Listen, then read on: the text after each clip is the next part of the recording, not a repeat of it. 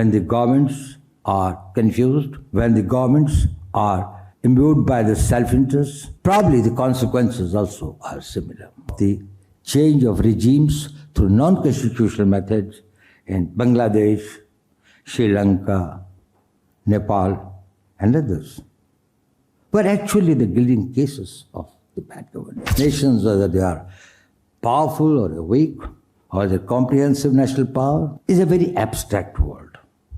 In reality, it is the power of the governments, and it is the power of the governance. When the governments are weak, when the governments are confused, when the governments are imbued by the self-interest, probably the consequences also are similar.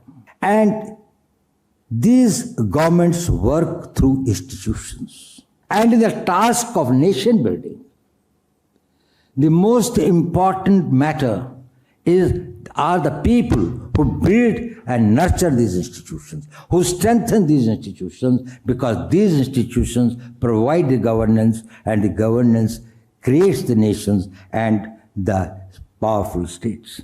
Sardar Patel's role in this is self-evident. The rise and fall of the great empires, monarchies, oligarchies, aristocracies, or democracies is actually a history of their governance.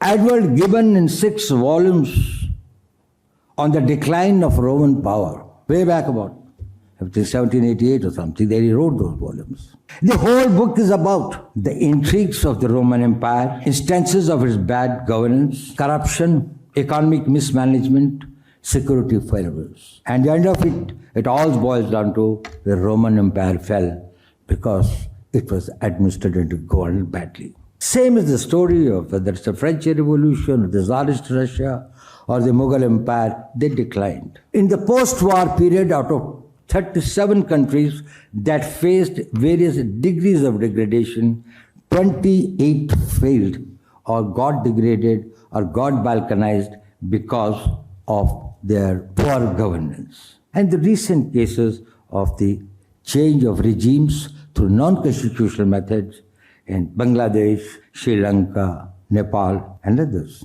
were actually the gilding cases of the bad governance. And that is how the governance matters.